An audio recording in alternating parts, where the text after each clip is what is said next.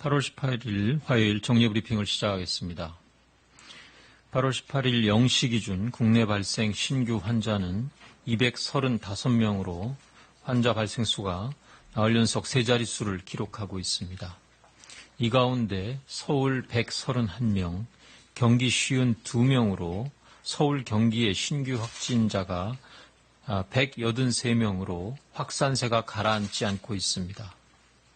일부 교회에서 발생한 감염이 다른 교회들과 의료기관, 콜센터 등 여러 곳으로 확산되는 양상을 나타내고 있어 수도권은 대규모 재유행의 초기 단계가 진행되고 있습니다. 특히 가장 큰 규모의 집단 감염 사례이자 추가 노출로 인한 확산 위험도가 매우 높은 사랑제일교회에 대해 정부는 신속한 역학조사와 격리, 광범위한 검사에 최선을 다하고 있습니다.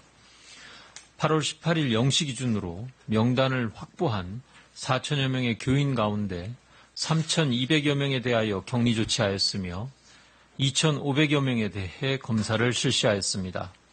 검사를 받은 2,500여 명 가운데 현재까지 양성으로 확진된 분은 383명으로 양성률이 15% 수준으로 매우 높아 신속한 검사와 격리가 필요합니다. 그러나 연락처와 거주지가 확인되지 않은 590여 명과 연락이 닿지 않는 200여 명 등 총 800여 명에 대한 검사와 격리가 어려운 상황입니다.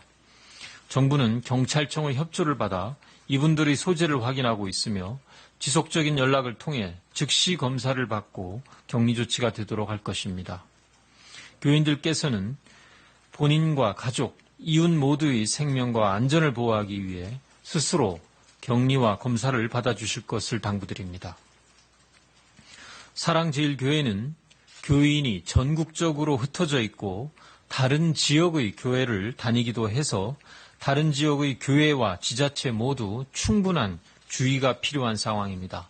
특히 다른 지역으로 추가 전파된 사례가 지금까지 75건 확인되고 있으며 정부는 현재까지 확보한 교인의 명단을 각 지자체별로 통보해서 추가적인 확산을 차단하고자 총력을 기울이고 있습니다.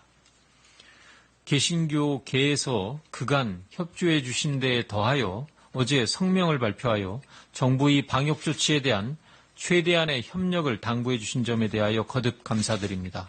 정부는 교계와 계속 협의하면서 비대면, 온라인 예배 등 교회 내의 방역을 강화할 수 있는 다양한 방안들을 강구해 나가겠습니다. 한편 사랑제일교회와 관련한 확진자 가운데 8월 8일 토요일 경복궁 인근의 집회와 8월 15일 광화문에서의 집회에 현재까지 최소 10명의 참석이 확인되었으며 집회에서의 접촉으로 인한 추가적인 감염 확산이 매우 우려되는 상황입니다. 이에 따라 앞서 말씀드린 8월 15일과 15일 서울에서의 집회에 참석하신 분들은 증상과 관계없이 즉시 가까운 선별진료소를 찾아 검사를 받도록 요청드립니다. 서울과 경기 지역의 환자가 늘어나는 것에 대비해 정부는 이미 수도권 공동대응 체계를 가동하고 있으며 병상을 선제적으로 준비하고 있습니다. 수도권의 중환자 치료병상 가운데 입원 가능한 병상은 85개이며 가동률 58.1%로 아직은 여유가 있으나 중환자의 증가에 대비하여 일반 병상에 중환자 장비를 지원하는 등 병상의 추가 확보를 진행하고 있습니다. 수도권의 감염병 전담병원의 경우에도 8월 17일 기준으로 1,479개 병상 가운데 입원 가능한 병상은 660개 병상, 가동률은 55.4%로 수도권 지역의 전담병원을 재지정하고 추가 병상을 확보할 것입니다.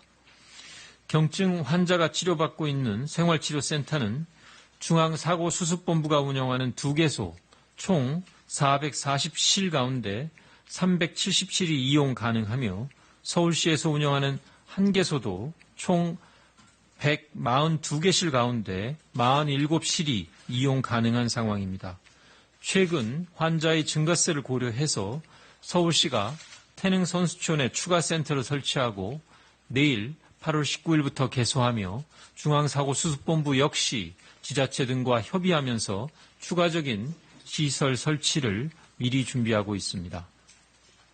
정부는 이번 대응의 초기 단계부터 수도권 코로나19 현장 대응반을 통해 경증 환자는 생활치료센터로 입사하고 기존 환자도 중증도에 따라 전원되도록 조정하여 확보한 치료 병상들을 최대한 효율적으로 활용하겠습니다. 다음으로 의료계와의 협의 상황에 대하여 말씀드리겠습니다. 오늘 대한의사협회는 보건복지부 장관과 회동을 제안하였으며 같은 시간에 보건복지부도 의사협회에 진정성 있는 대화와 소통을 해나갈 것을 제안하였습니다. 무엇보다도 의사협회에서 정부와의 대화 의사를 제안한 것에 대하여 환영의 뜻을 밝힙니다. 대화와 소통을 통해 문제를 해결해야 한다는 정부의 뜻과 함께해 주셔서 감사드리며 정부는 대한의사협회와 금주내외 대화를 시작할 수 있도록 최대한 빨리 협의해 나가겠습니다.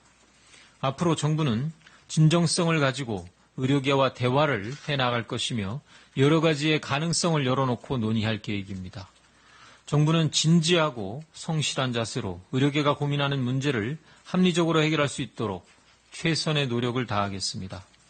이러한 노력을 통해 국민, 의료계, 정부 모두가 상생할 수 있는 보건의료의 더 나은 미래로 한 걸음 나아갈 것으로 기대합니다. 이번 주 코로나19 재확산의 고비에서 의료계와 정부가 무리를 맞대고 함께 대응한다면 지금까지 그래왔던 것처럼 이번 위기도 충분히 극복할 수 있을 것입니다. 이번 주는 수도권에서의 집단 감염이 전국적인 대유행으로 진행되느냐를 결정짓는 중요한 분수령이 될 것으로 판단됩니다. 그간의 경험으로 방역과 의료 체계의 대응 역량은 높아졌지만 이번 집단 감염의 거센 확산세를 빠른 시일 안에 잡을 수 있을지 쉽게 장담할 수 없는 상황입니다. 국민 여러분의 방역 조치에 대한 적극적인 협조가 이러한 확산 속도를 늦출 수 있는 가장 중요한 수단이라는 점을 잊지 마시기 바랍니다. 특히 서울과 경기 지역의 주민들은 상황의 엄중함을 이해하시고 앞으로 2주간 출퇴근, 생필품의 구입, 병원 방문 등의 필수적인 외출 외에는 집에 머무르시기를 부탁드립니다. 현재 수도권에서는 언제 어디서든 감염이 발생할 수 있기에 항상 마스크를 착용하고 수시로 손을 씻으며 사람들이 밀집하고 밀폐된 공간에 방문하지 않기를 당부드립니다. 특히 실내 50인, 실외 100인 이상의 행사와 모임을 계획하고 있는 주민들께서는 행사를 연기하거나 미리 취소하여 주시기를 부탁드립니다. 서울과 경기 지역의 정부와 공공기관뿐 아니라 SK텔레콤, KT, 네이버, 카카오 등 민간 기업에서도 신속하게 원격 재택근무로의 전환 등을 통해 출퇴근 이동과 근무지에서의 밀집을 줄이는 데 적극 동참해주고 계십니다. 지금 우리는 신속하고 과감한 조치가 이루어지지 않으면 대규모 유행으로 번질 수 있는 엄중한 상황에 직면하고 있습니다. 정부는 모든 자원과 역량을 총동원하여 추가적인 감염 확산을 막고 국민 여러분의 삶을 지킬 수 있도록 최선을 다하겠습니다. 국민 한 분 한 분이 방역의 최전선을 담당한다는 책임감을 가지고 정부와 함께 방역 사령관의 역할을 충실히 수행해 주시길 부탁드립니다.